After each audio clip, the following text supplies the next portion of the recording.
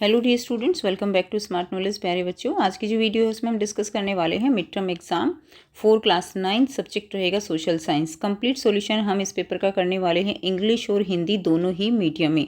So video के and तक ज़रूर बने रहिएगा। टाइम अलाउड रहेगा 3 आवर्स एंड मैक्सिमम मार्क्स रहेंगे 80। तो ये जो सबसे पहले है यहाँ पर सामान्य निर्देश दिए गए हैं, तो यहाँ से आप पढ़ सकते हो कि प्रत्येक जो कुल जो टोटल क्वेश्चन रहेंगे वो 38 होंगे और पेपर जो है वो 4 खंडों में विभाजित है। पहला हिस्ट्री का रहेगा, सेकंड ज्योग्राफी, खंड ग राजनीतिक विज्ञान और खंड घ जो है अर्थशास्त्र का रहेगा। प्रत्येक खंड 20 अंकों का है और इसमें बहुविकल्पीय प्रश्न, अति लघु उत्तरीय प्रश्न, ठीक है, लघु उत्तरीय प्रश्न और दीर्घ उत्तरीय प्रश्न, केस आधारित प्रश्न देखने को मिलेंगे। तो 1 बाय 1 हम सारे जो क्वेश्चन हैं उनको समझेंगे। इंग्लिश में आप देख सकते हो जनरल इंस्ट्रक्शंस। नाउ खंड क दिया गया है इतिहास, जो कि कितने मार्क्स का रहेगा, हिस्ट्री 20 मार्क्स का रहेगा। फर्स्ट क्वेश्चन है फ्रांसीसी क्रांति से जुड़ी निम्न घटनाओं को क्रम में लगाइए और सही विकल्प का चयन जो है आपको यहाँ पर करना है। फर्स्ट क्वेश्चन दिया गया है फ्रांसीसी क्रांति से जुड़ी निम्न घटनाओं को क्रम में लगाइए और सही विकल्प का जो है चुनना है आपको। तो इसमें देखिए फर्स्ट दिया गया है बास्तिल का पतन, ये कब हुआ था 1789 में। रॉबेस्पियर का आतंक का राज 1794। लुई 16 फ्रांस का राजा बना 1774 और नेपोलियन फ्रांस का सम्राट कब बना था 1799। तो इसी के आधार पर जो है आपको इनको क्रम में लगाना है। तो हमारा आंसर क्या रहेगा, बी हमारा राइट आंसर रहेगा। ठीक है, नेक्स्ट देखिए गलत मिलान की पहचान आपको करनी है। यहाँ पे दिया गया है गलत मिलान की पहचान के लिए रायका राजस्थान, ठीक है, बंजारा पंजाब है, धंगर महाराष्ट्र है, शेरपा कर्नाटक है। तो यहाँ से सही आंसर क्या रहेगा, डी हमारा राइट आंसर हो जाएगा, शेरपा कर्नाटक। थर्ड दिया गया है निम्न में कौन से कर फ्रांस में चर्च द्वारा वसूल किया जाता है। तो कौन सा कर जो चर्च द्वारा वसूल किया जाता है वो टाइद होता है। नेक्स्ट देखिए क्वेश्चन 4 है नीचे 2 कथन अभिकथन और कारण के रूप में दिए गए हैं, कथनों को पढ़ना है और सही विकल्प का चयन करना है। अभिकथन दिया गया है मासाई चरवाहे अधिकांशतः ट्यूनीशिया और मोरक्को में रहते थे।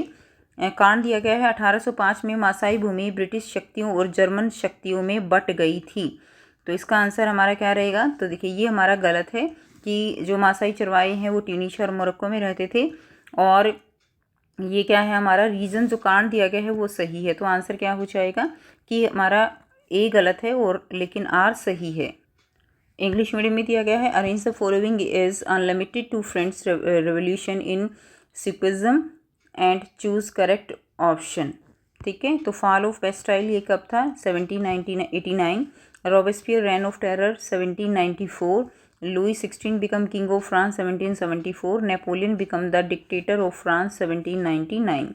तो आंसर हमारा क्या रहेगा, B will be the right answer. Next देखिए आइडेंटिफाई द इनकरेक्ट मैच। तो रायका राजस्थान ये ठीक है, बंजारा पंजाब ये ठीक है, धंगर महाराष्ट्र ये ठीक है, शेरपा कर्नाटक ये इनकरेक्ट मैच हो जाएगा। तो डी हमारा राइट आंसर है। विच of the following taxes were levied by the church in France. तो कौन सा हो जाएगा, टाइप जो है हो जाएगा। ठीक है, टिथे आप कह सकते हो, टिथे हो जाएगा। क्लियर। नेक्स्ट देखिए नंबर 4 क्वेश्चन है there are 2 statement marked as assertion and reason, read the statement and choose the correct option. Assertion दिया गया है Maasai pastoralist lived mostly in Tunisia and Morocco, तो ये गलत है। In 1805 Maasai land was divided into British power and German power. Clear, तो इसमें क्या हो जाएगा, ये ठीक है। तो आंसर हमारा डी रहेगा, A is wrong but R is correct. Next question दिया गया है जब लुई 16 फ्रांस का राजा बना तब फ्रांस का राजकोष खाली क्यों था। कोई 2 उदाहरण लिखने हैं। तो 4 क्वेश्चन आपके यहाँ पे एमसीक्यूज हो गए। अब 5th क्वेश्चन आपका 2 मार्क का क्वेश्चन है। क्लियर है। तो जो लुई 16 है जब फ्रांस के राजा बने थे तो फ्रांस का राजकोष जो है वो खाली क्यों था, कोई 2 कारण आपको यहाँ पर बताने हैं। Why was the French treasury empty when Louis 16 become the king of France, right any 2 reason. यहाँ से आंसर करेंगे। आंसर रहेगा देखिए लंबे समय तक चले युद्धों के कारण जो है फ्रांस का राजकोष खाली था। दूसरा रीज़न क्या देंगे, विशाल महल और राज दरबार की शान शौकत बनाए रखने के खर्च के कारण जो है राजकोष वो फ्रांस का राजकोष खाली था। नेक्स्ट देखिए इंग्लिश मीडियम में दिया गया है due to long wars and because of the heavy expenses to maintain the luxurious life style of the palace and royal court. Next question number 6 दिया गया है घुमंतु समुदाय को बार बार अपना स्थान क्यों बदलना पड़ता है। Why do pastoral communities have to change their place frequently. तो ये 3 मार्क्स का क्वेश्चन रहेगा। आंसर रहेगा साल भर फसल उगाने वाले क्षेत्र कृषि क्षेत्र की कमी के कारण ऐसा करना पड़ता है। सेकेंड है मवेशियों के लिए चारे और पानी की खोज के कारण अपने उत्पादों को बेचने के लिए, विषम मौसमी दशाओं में स्वयं और मवेशियों को बचाने के लिए। ठीक है। Why did nomadic communities have to change their place frequently? तो due to lack of cultivable land throughout the year, to search for fodder and water for their cattle, to sell their products, ठीक है, and to protect themselves and their animals from harsh weather conditions. Next देखिए अगला question दिया गया है 18वीं शताब्दी में France के एक नए सामाजिक समूह का उदय हुआ जिसे मध्य वर्ग कहा गया। मध्य वर्ग में कौन लोग शामिल थे? उन्होंने किस प्रकार संपत्ति अर्जित की? उनकी कोई 2 अवधारणाएं बताइए। यह आंसर रहेगा। अथवा में दिया गया है जीविका संकट का क्या अर्थ है? फ्रांस में किस कारण जीविका संकट उत्पन्न हुआ स्पष्ट करना है। क्वेश्चन 7th है, ये पार्ट 5 मार्क्स का क्वेश्चन रहेगा। ठीक है। और में भी दिया गया है 18th century France witness the emergence of a new social group termed the middle class, who all were included in this middle class and how did they earn their wealth? State any 2 ideas or notion about them. और में दिया गया है what do you mean by subsistence crisis and what caused the subsistence crisis in France? Explain. यहाँ से answer करेंगे तो मध्य वर्ग में जो है कौन थे, यहाँ पे पूछा गया ना 18वीं शताब्दी में फ्रांस में एक नए सामाजिक समूह का उदय हुआ जिसे मध्य वर्ग कहा गया। तो उसमें कौन लोग शामिल थे? तो मध्य वर्ग में सौदागर थे, निर्माता, प्रशासनिक सेवक और वकील शामिल थे। इन्होंने समुद्र पार व्यापार और ऊनी और रेशमी वस्त्रों के उत्पादन से संपत्ति अर्जित की और उनको लेकर कोई 2 अवधारणाएं बतानी है आपको। तो यह सभी पढ़े लिखे थे और इनका मानना था कि समाज में किसी भी समूह के पास जो है जन्मना विशेष अधिकार नहीं होने चाहिए, यानी जन्म से ही विशेष अधिकार नहीं होने चाहिए। ठीक है। जन्म से लिख सकते हो आप, जन्म से विशेष अधिकार नहीं होने चाहिए। ठीक है। व्यक्ति की सामाजिक हैसियत के आधार पर उसकी योग्यता होनी चाहिए। ठीक है। उसके बाद इंग्लिश मीडियम में देख लेंगे। In the 18th century question दिया गया है, आंसर रहेगा the middle class included merchant. कौन कौन थे? Merchant, manufacturer, administrative officials and lawyers. They earned their wealth through overseas trade and the production of woolen and silk goods. उनके belief क्या थे? They were educated and believed that no group in society should have privileges by birth.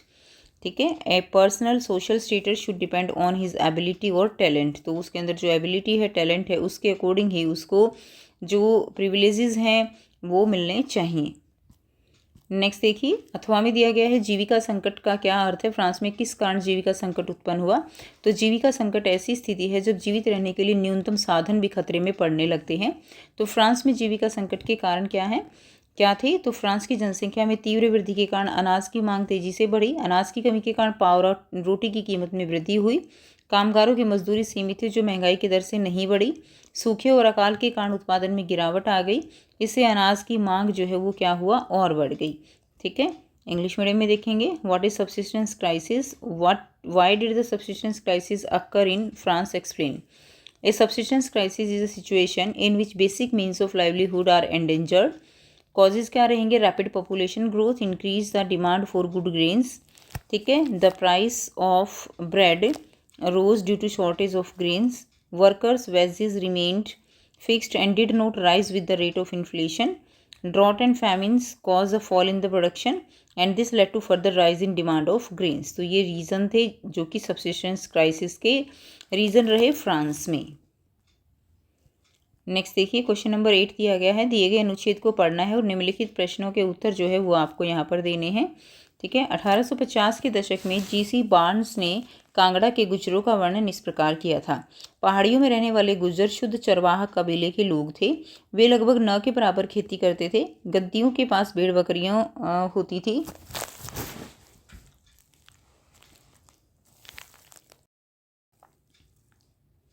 Next देखिए question number 8 है, नीचे दिए गए अनुच्छेद को पढ़ना है और निम्नलिखित प्रश्नों के उत्तर जो है आपको यहाँ पर देने हैं। 1850 के दशक में जीसी बार्न्स ने कांगड़ा के गुजरों का वर्णन इस प्रकार किया था। पहाड़ियों में रहने वाले गुजर शुद्ध चरवाहा कबीले के लोग हैं। वे लगभग न के बराबर खेती करते हैं और गद्दियों के पास भेड़ बकरियों होती हैं। तो गुजर गाय जो है वो गुजर गाय भैंस पालते हैं। ये लोग जंगल के किनारे रहते हैं और दूध, घी और मवेशियों से मिलने वाली दूसरी चीज़ें बेचकर अपना पेट पालते हैं। घर के मर्द मवेशियों को चराने ले जाते हैं और कई बार हफ्तों तक घर नहीं लौटते। इस बीच वे जंगल में अपने रेवड़ के साथ ही रहते हैं। औरतें सिर पर टोकरियाँ और कंधे पर हांडियाँ लटकाकर रोज़ बाजार चली जाती हैं। उनको हांडियों में दूध, मक्खन और घी होता है आदि होता है।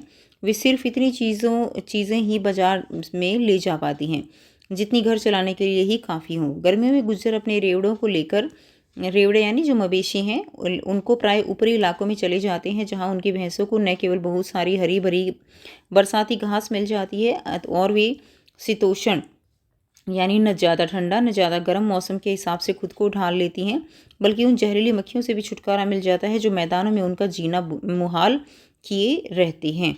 ठीक है, तो ये जो है आपका यहाँ से पैराग्राफ अनुच्छेद हो जाएगा। अब इससे रिलेटेड क्वेश्चंस दिए गए हैं। तो यदि आप गुज्जर चरवाहा कबीले की महिला होती तो आपको कौन कौन से कार्य करने होते?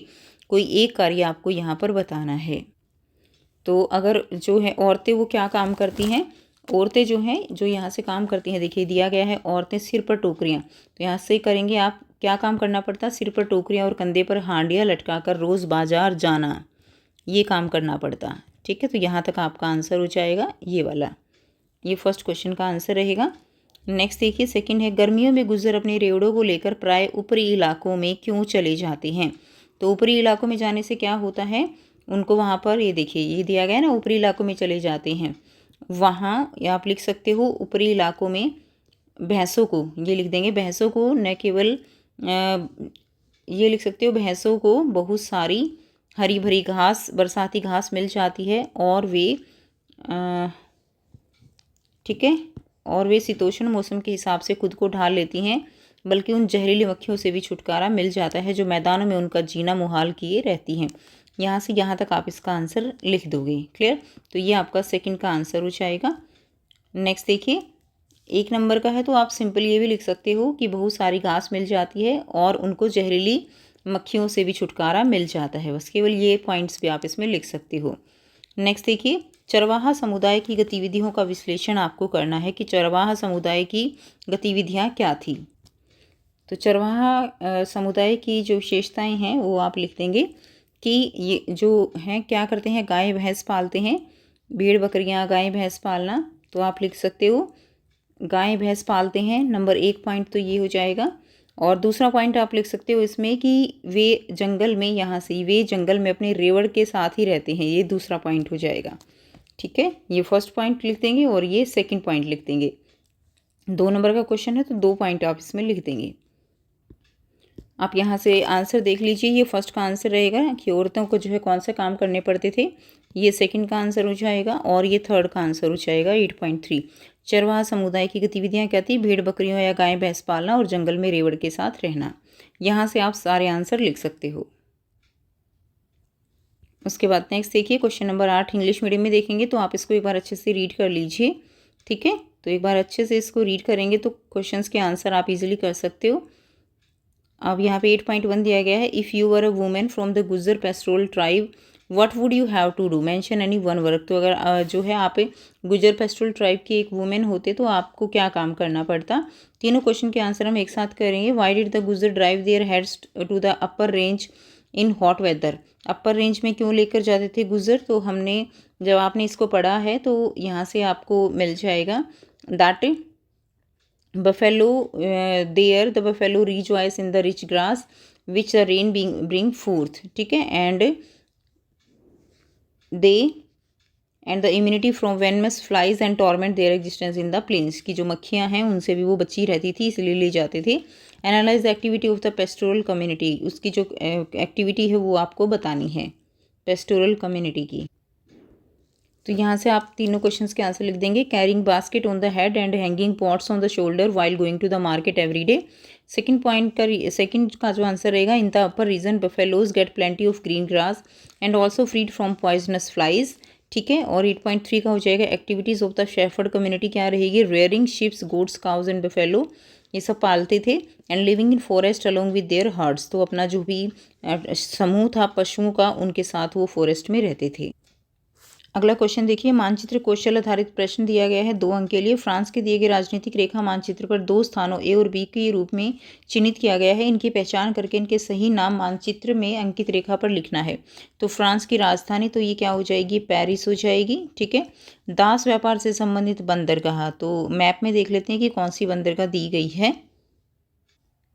सो यहाँ से मैप देखेंगे, 2 places A and B have been marked on the given outline of the map. France, identify and write them correct names on the lines marked on the map. तो कैपिटल ऑफ फ्रांस रहेगा Paris and port related to slave trade. ठीक है, तो यहाँ से answer कर लेंगे। देखिए, एक जो पॉइंट दिया गया है आपको ये पेरिस है।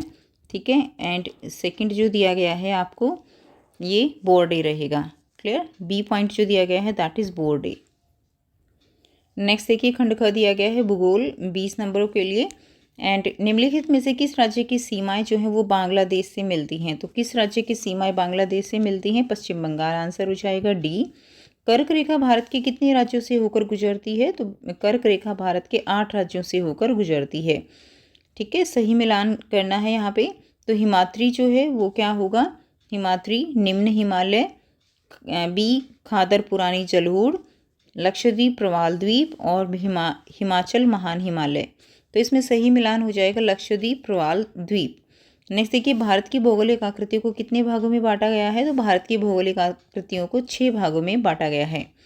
नेक्स्ट देखिए, उचित मिलान करके सही विकल्प का चयन करना है। तो ब्रह्मपुत्र नदी जो है वो क्या होगा, ब्रह्मपुत्र नदी सेकंड हो जाएगा। अरुणाचल प्रदेश में गोर्ज के माध्यम से भारत में प्रवेश। उसके बाद नेक्स्ट देखिए, बी है यमुना नदी, तो इसका हो जाएगा यमुनोत्री हिमानी, तो ये थर्ड हो जाएगा।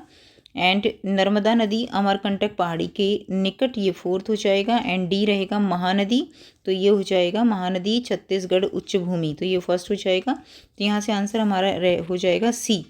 सी will be the right answer. Next देखिए, इंग्लिश मीडियम में देखेंगे 1 मार्क के क्वेश्चन। सेक्शन बी है 20 मार्क्स के लिए। Which of the following state share its border with Bangladesh, तो क्या हो जाएगा West Bengal. The tropic of Cancer passes through how many states of India, तो 8 हो जाएगा। D will be the right answer, 8 states. Identify the correct match, तो इसमें आ जाएगा Himadri lesser Himalaya. Khadar correct match बताना है, ये गलत है, khadar old alluvium. Lakshadweep coral island, ये हमारा सही आंसर रहेगा। The physical feature of India can be grouped into how many division, तो ये 6 डिवीजन्स हैं। ठीक है, फिजिकल फीचर्स के बेस पे 6 डिवीजन्स हैं। क्वेश्चन नंबर 14 है, match the following and select the correct option. तो ब्रह्मपुत्र रिवर जो है ये हो जाएगा, Brahmaputra river that is second enters India in Arunachal Pradesh through a gorge. Yamuna river ये हो जाएगा हमारा यमुनोत्री ग्लेशियर, ये थर्ड हो जाएगा। Narmada river that is near Amarkantak hills. And Mahanadi first हो जाएगा हाईलैंड ऑफ छत्तीसगढ़, तो सी हमारा यहाँ से राइट आंसर रहेगा। नेक्स्ट देखिए, क्वेश्चन नंबर 15 दिया गया है, describe the geographical location of India. India की जियोग्राफिकल लोकेशन को आपको डिस्क्राइब करना है। यहाँ से आंसर करेंगे, भारत की भौगोलिक अवस्थिति का वर्णन कीजिए। तो फर्स्ट रहेगा, भारत एशिया महाद्वीप में स्थित है। भारत उत्तरी गोलार्ध में स्थित है। भारत का अक्षांश 8 डिग्री 4 मिनट उत्तर से 37 डिग्री 6 मिनट उत्तर तक फैला हुआ है।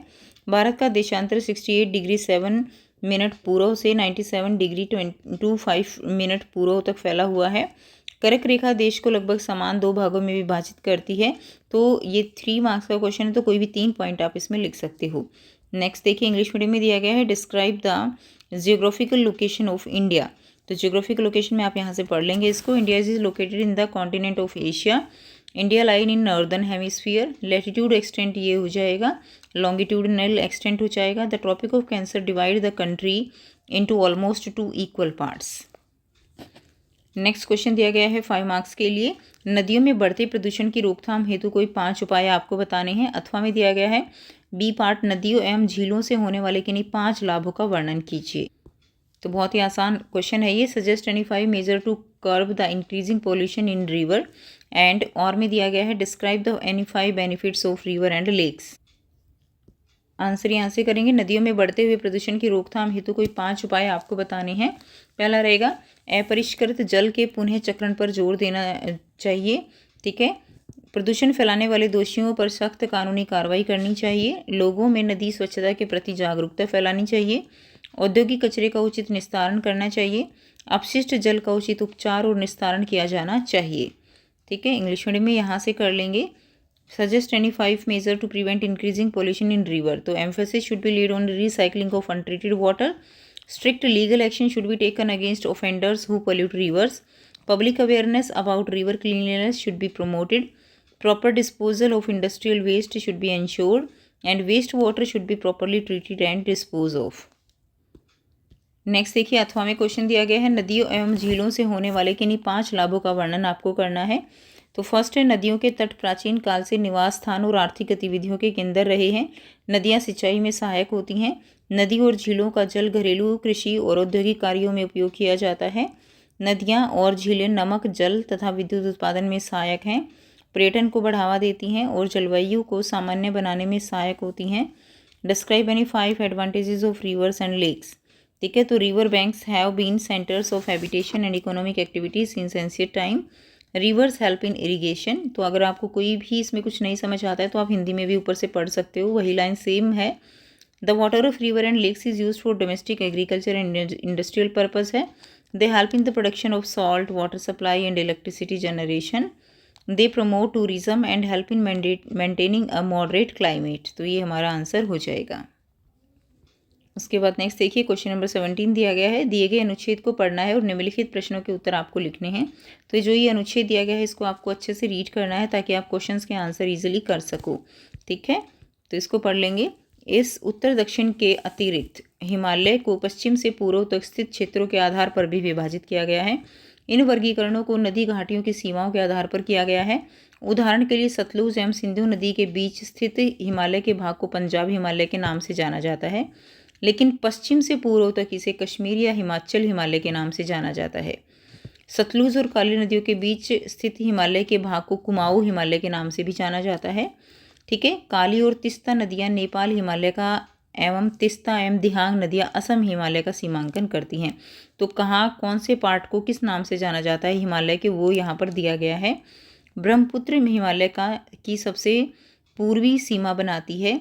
दिहांग महाखंड जो है ग्वार्ज के बाद हिमालय दक्षिण की ओर एक तीखा मोड़ बनाते हुए भारत की पूर्वी सीमा के साथ फैल जाता है। इन्हें पूर्वांचल या पूर्वी पहाड़ियों तथा पर्वत श्रृंखलाओं के नाम से जाना जाता है। ये पहाड़ियाँ उत्तर पूर्वी राज्यों से होकर गुजरती हैं तथा मजबूत बलुआ पत्थरों जो अवसादी शैल हैं से बनी हैं। ये घने जंगलों से ढकी हैं तथा अधिकतर समांतर श्रृंखला और घाटियों के रूप में फैली हैं। पूर्वांचल में पटकाई, नागा, मिजो तथा मणिपुर पहाड़ियाँ शामिल हैं। अब क्वेश्चन दिया गया है पश्चिम से पूर्व तक हिमालय का वर्गीकरण किस आधार पर किया जाता है। तो देखिए, फर्स्ट क्वेश्चन का आंसर यह रहेगा, ये किस आधार पर किया गया है, नदी घाटियों की सीमाओं के आधार पर किया गया है। तो ये हो जाएगा 17.1 का आंसर। कुमाऊं हिमालय किन दो नदियों के मध्य स्थित है, तो हमने यहाँ पे पढ़ा कि जो कुमाऊं हिमालय है वो सतलुज तथा काली नदियों के बीच स्थित है। ठीक है, इसको कुमाऊं हिमालय के नाम से जाना जाता है, तो 17.2 का आंसर हो जाएगा। थर्ड है, पूर्वी पहाड़ियों की कोई 2 विशेषताएं बतानी है। तो पहली विशेषता हो जाएगी मजबूत बलुआ पत्थर जो अवसादी शैल हैं उससे बनी है। एंड सेकंड रहेगा ये घने जंगलों से ढकी हैं। 2 विशेषताएं हो जाएंगी, तो ये इसका आंसर रहेगा। नेक्स्ट देखिए, उसके बाद इंग्लिश मीडियम में दिया गया है। तो ये पैसेज दिया गया है आपको, तो इसको अच्छे से आपको रीड करना है एक बार। ठीक है, जो हमने अभी हिंदी मीडियम में हम पढ़ चुके हैं, तो आप यहाँ से इसको अच्छे से रीड करेंगे और क्वेश्चंस के आंसर आप करेंगे। तो फर्स्ट क्वेश्चन इसमें, on what basis are the Himalayas classified from west to east, तो किस बेस पे है। They are these divisions have been demarcated by river valleys, तो ये हो जाएगा 17.1 का आंसर। नेक्स्ट देखिए, अगला है Kumaon Himalaya situated between which 2 rivers, तो कौन सी 2 रिवर्स के बीच है। That is the lying between Sutlej and Kali rivers is known as Kumaon Himalaya, तो ये 17.2 का आंसर रहेगा। थर्ड देखिए, state any 2 characteristic of eastern hills. Eastern hills की जो है आपको कोई भी तो जो कैरेक्टरिस्टिक्स हैं वो आपको बतानी है। यह आ जाएगा, running through the mostly composed of strong sandstones which are sedimentary rocks. ठीक है, ये हो जाएगा फर्स्ट पॉइंट। 17.3 का first point. And covered with dense forest से ढकी हुई है, ये दूसरा पॉइंट। 2 पॉइंट लिखने हैं आपको, तो एक ये पॉइंट हो जाएगा, एक ये पॉइंट हो जाएगा 17.3 का, ये इसका आंसर रहेगा।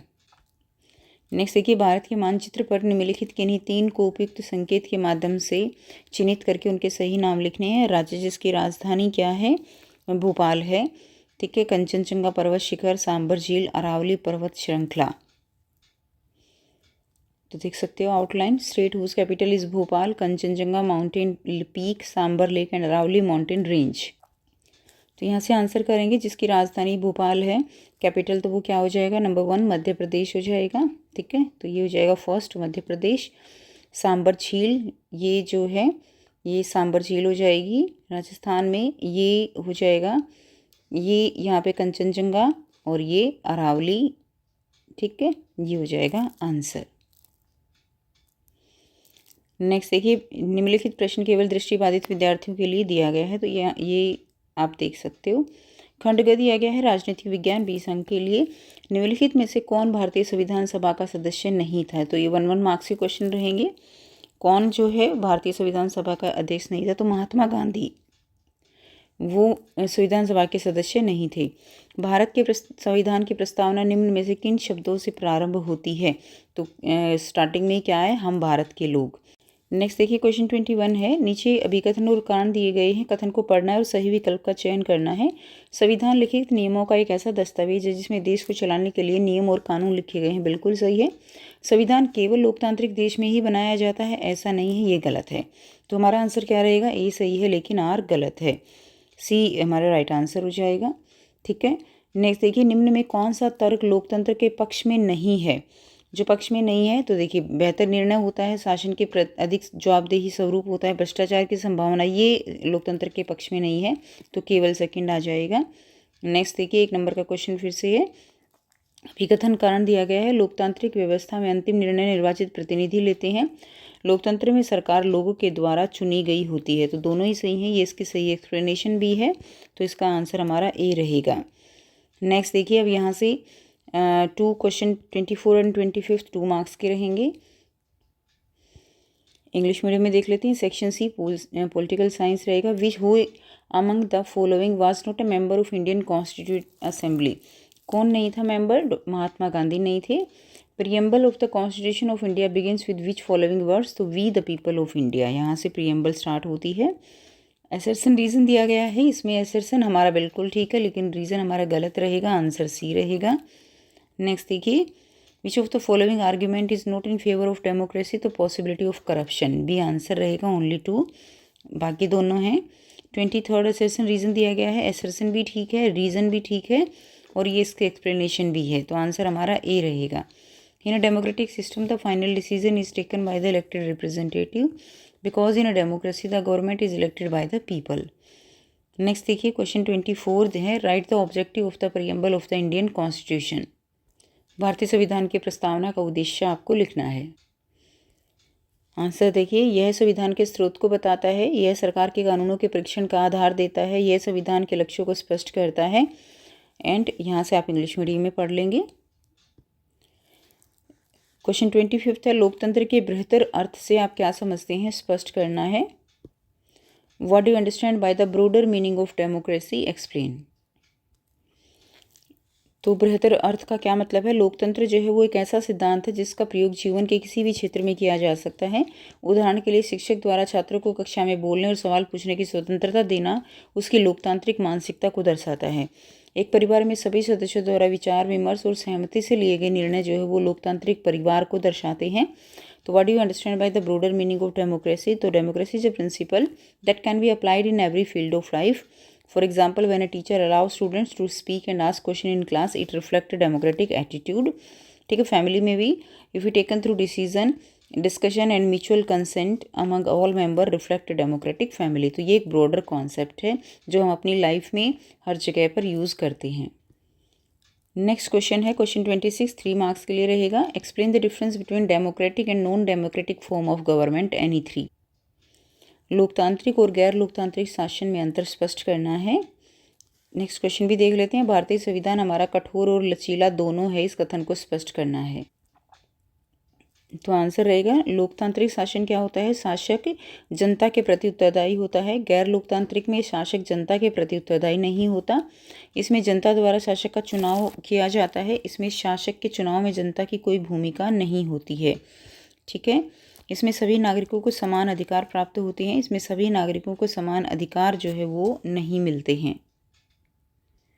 यहाँ से इंग्लिश मीडियम में कर लेंगे। डेमोक्रेटिक गवर्नमेंट है, नॉन डेमोक्रेटिक गवर्नमेंट है। The ruler is accountable to the people, इसमें the ruler is not accountable to the people. The ruler is elected by the people, people have no role of choosing the ruler. All citizens enjoy equal rights and all citizens don't enjoy equal rights. अगला question जो दिया गया है, भारतीय संविधान कठोर और लचीला दोनों है। तो भारतीय संविधान की अधिकतर धाराओं में संशोधन संसद द्वारा साधारण बहुमत से किया जा सकता है, जो संविधान के किसको दिखाता है बच्चों? लचीलेपन को दिखाता है। इजीली चेंज होना लचीलापन ही होता है, ठीक है। इसके विपरीत कुछ धाराओं में संशोधन केवल कठिन प्रक्रिया से ही संभव है, जिसमें संसद का 2/3 बहुमत और आधे से अधिक राज्यों की स्वीकृति आवश्यक है। तो ये किसको दिखा रहा है? ये कठोरता को दिखा रहा है। इसके अतिरिक्त संविधान के मूल ढांचे जैसे समानता, लोकतंत्र, बंधुता को संशोधित नहीं किया जा सकता, इसीलिए भारत का संविधान कठोर और लचीला दोनों है। इंग्लिश मीडियम में देख लेंगे। The Indian constitution is both rigid as well as flexible, explain the statement.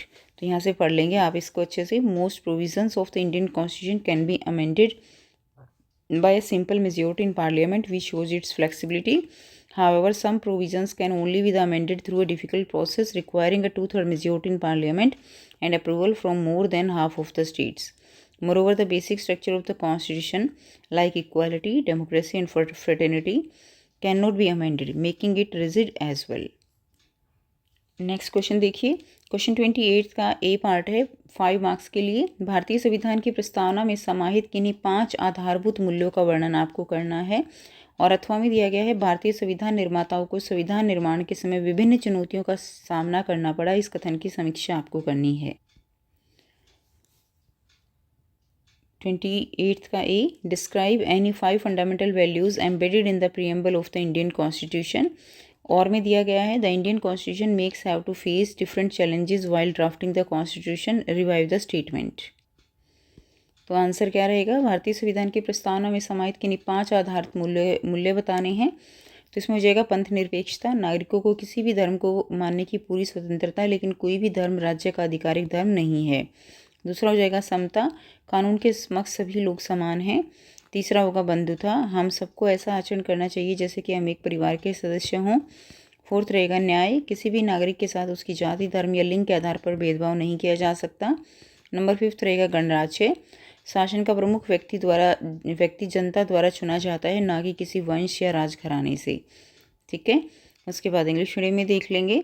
Describe any 5 basic values. तो सेकुलरिज्म, इक्वलिटी, फ्रेटर्निटी, जस्टिस और रिपब्लिक। एक एक लाइन में इसको आप एक्सप्लेन कर देंगे। नेक्स्ट क्वेश्चन 28 का बी जो और में दिया गया है, भारतीय संविधान निर्माताओं को संविधान निर्माण के समय विभिन्न चुनौतियों का सामना करना पड़ा, कथन की समीक्षा करनी है। तो उस समय क्या हुआ? भारत पाकिस्तान के बंटवारे के कारण देश उथल पुथल की स्थिति में था। भारत के लोग गुलामी से निकलकर नागरिक बन रहे थे, जिसमें राजनीतिक, आर्थिक और सामाजिक स्तर पर अनेक जो है प्रभाव पड़े। देशी रियासतों का भारत में विलय एक बड़ी चुनौती थी। गरीबी और बेरोजगारी की समस्या गंभीर थी। अल्पसंख्यकों के हितों की रक्षा सुनिश्चित करनी थी। विशाल और विविधता से भरे देश के लिए संविधान बनाना जो है वो भी क्या था? एक कठिन कार्य था। यहाँ से आप इसको इंग्लिश मीडियम में कर लेंगे। क्लियर है? ये इसका आंसर हो जाएगा। दैट इज़ द पार्टीशन की प्रॉब्लम थी, ठीक है। The people of India were transforming from subject to citizen which affected the political, economic and social spheres. The integration of princely state into India was a major challenge and widespread poverty and unemployment था। Protection of minority rights was essential. Framing a constitution for such a vast and diverse nation was a difficult task. Next देखिए, खंड घ दिया गया है, अर्थशास्त्र, B संघ के लिए। क्वेश्चन 29 है, 1 मार्क्स के क्वेश्चन देखेंगे। निम्न में कौन सी गतिविधि जो है वो प्राथमिक क्षेत्र में आती है? तो आपको बताना है कि प्राथमिक क्षेत्र में कौन सी गतिविधि आती है इसमें। तो कृषि जो है वो किस में आएगी? प्राथमिक क्षेत्र में आती है। बाल श्रम बल जनसंख्या में वे लोग शामिल किए जाते हैं जिनकी आयु जो है 15 से 59 वर्ष के बीच है। तो ये क्या है? श्रम बल जनसंख्या है, यानी जिनको जो काम कर सकते हैं। भूमि मापने की इकाई क्या है? तो भूमि मापने की इकाई हेक्टेयर में भूमि मापी जाती है। तो ये क्वेश्चन आपके 1 मार्क्स के रहेंगे। नेक्स्ट देखिए, 32 है, एसर्स एंड रीजन दिया गया है। अभिकथन और कारण है। तो मानव पूंजी निर्माण शिक्षा, स्वास्थ्य और प्रशिक्षण में निवेश द्वारा संभव होता है। तो ये बिल्कुल ठीक है कि मानव पूंजी जो है वो शिक्षा, स्वास्थ्य और उससे निर्माण में निवेश द्वारा संभव होता है। कारण है मानव पूंजी अन्य कारक जैसे भूमि भौतिक पूंजी से श्रेष्ठ नहीं है। ऐसा नहीं है, मानव पूंजी जो है वो सर्वश्रेष्ठ है, क्योंकि उसी के द्वारा अन्य जो पूंजियाँ हैं उनको संभाला जा सकता है। क्लियर? तो आंसर हमारा क्या रहेगा? एसर्शन सही है, लेकिन कारण जो है वो गलत है, तो C will be the right answer.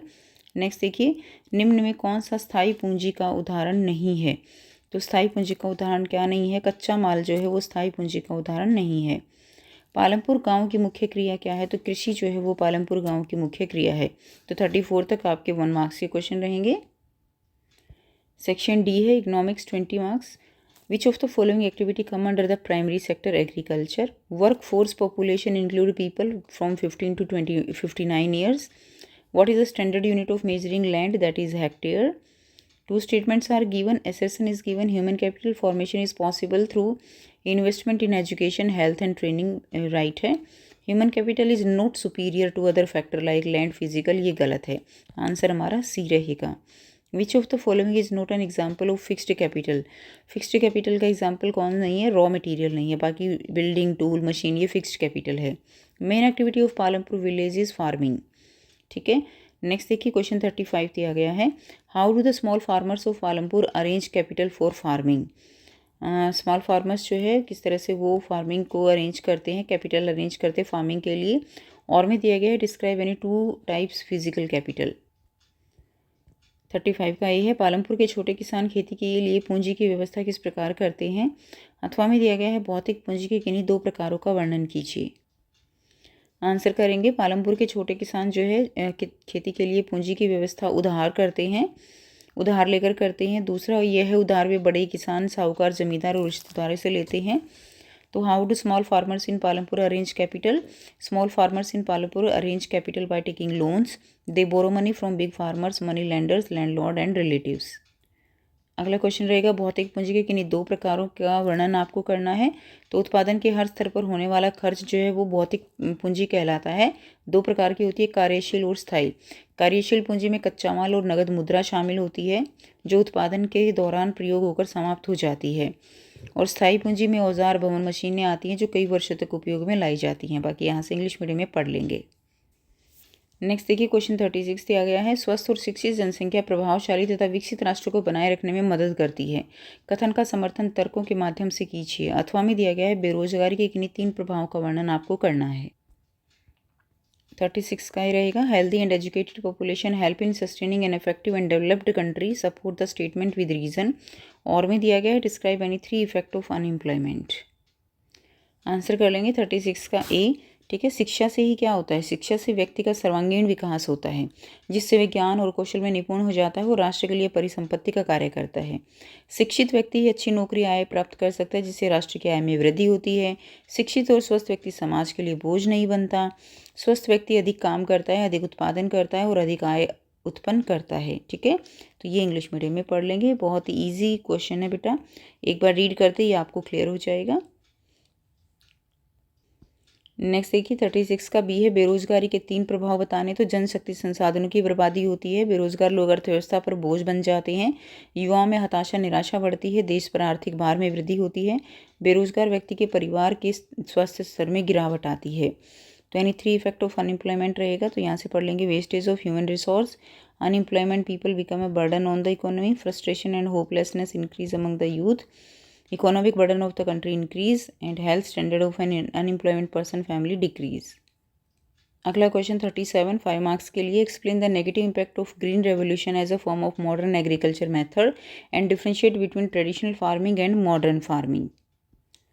आधुनिक कृषि के तरीकों के रूप में हरित क्रांति के ऋणात्मक प्रभावों की व्याख्या करनी है कि नेगेटिव इम्पैक्ट क्या है हरित क्रांति का, और पारंपरिक और आधुनिक कृषि में अंतर स्पष्ट करना है। दोनों में से कोई एक क्वेश्चन यहाँ से आंसर करेंगे। तो नेगेटिव इम्पैक्ट क्या रहेंगे? भूजल के अति उपयोग के कारण जल स्तर में गिरावट आई, रासायनिक उर्वरकों के उपयोग से भूमि प्रदूषित हो गई, भूमि की उपजाऊ क्षमता कम हो गई, मिट्टी में मौजूद सूक्ष्म कण नष्ट हो गए, उच्च उत्पादकता वाले बीज जो हैं उनके लिए अधिक जल की आवश्यकता होती है और ये बीज महंगे भी होते हैं। यहाँ से एक बार अच्छे से इंग्लिश मीडियम में इसको रीड कर लेंगे, ये पॉइंट्स दिए गए हैं। नेक्स्ट देखिए अगला जो क्वेश्चन है, पारंपरिक कृषि और आधुनिक कृषि में अंतर बताना है। तो पारंपरिक बीजों का प्रयोग किया जाता है, इसमें हाई यील्डिंग जो बीज होते हैं उच्च उत्पादकता वाले उनका प्रयोग होता है। इसमें कम सिंचाई होती है, इसमें आधुनिक सिंचाई की आवश्यकता होती है। प्राकृतिक खाद का उपयोग होता है, इसमें रसायन खाद का उपयोग होता है। हल और पशु शक्ति का प्रयोग होता है, इसमें ट्रैक्टर और मशीनों का प्रयोग होता है। कुएं, तालाब और रेट से सिंचाई होती है, इसमें नलकूप और पंप सेट से सिंचाई की जाती है। इंग्लिश मीडियम में यहाँ से देख लेंगे traditional farming and modern farming में डिफरेंस, ठीक है, ये दिया गया है, एक बार पढ़ते ही लर्न हो जाएगा। अगला क्वेश्चन है, अनुच्छेद को पढ़ना है और नीचे दिए गए प्रश्नों के उत्तर आपको करने हैं। तो संसाधन के रूप में लोग वर्तमान उत्पादन, कौशल और क्षमताओं के संदर्भ में किसी देश के कार्यरत लोगों का वर्णन करने का एक तरीका है। उत्पादक जो है पहलू की दृष्टि से जनसंख्या पर विचार करना सकल राष्ट्रीय उत्पाद के सृजन में उनके योगदान की क्षमता पर बल देता है। दूसरे संसाधनों की भांति जनसंख्या भी क्या है?